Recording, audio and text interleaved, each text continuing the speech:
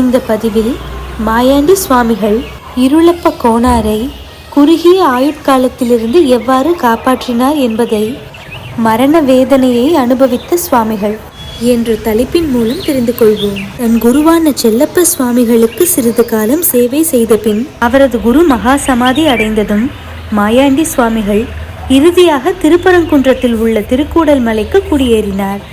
மாயாண்டி சுவாமிகள் இந்த பகுதி மக்களிடையே பக்தியை பரப்புவதற்காக மகத்தான சேவையை செய்துள்ளார்.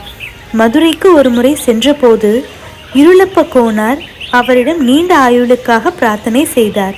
26 ஆண்டுகள் குறுகிய ஆயுட்காலம் என்ற கணிப்பு இருந்த போதிலும் மதுரையில் இருந்த சில செல்வந்தர்களில் ஒருவரான கருப்பண்ண கோனாரின் ஒரே மகன் இருளப்ப கோனார். மாயாண்டி சுவாமிகள் இருளப்ப கோனாரை கட்டிக்குளத்தில் உள்ள கருப்ப நேந்தலுக்கு அழைத்து சென்றார். அங்கு சுவாமிகள் 48 நாட்கள் தன்னையே அர்ப்பணித்து இருளப்ப கோனாரின் மரண வேதனைகளை அனுபவித்தார். இவ்வாறு சுவாமிகள் அவரை ஆரம்பகால மரணத்திலிருந்து காப்பாற்றினார்.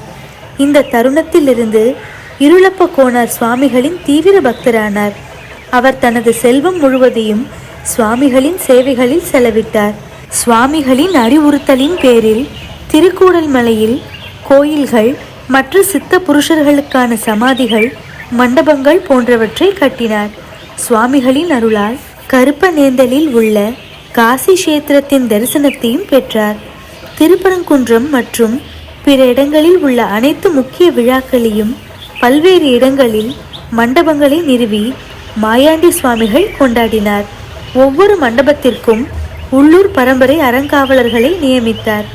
ஒவ்வொரு ஆண்டும் தமிழ் ஆடி மாதத்தில் ஒரு மாதம் நடைபெறும் நவநீத பெருமாள் உற்சவத்தை அவரே நடத்தினார்.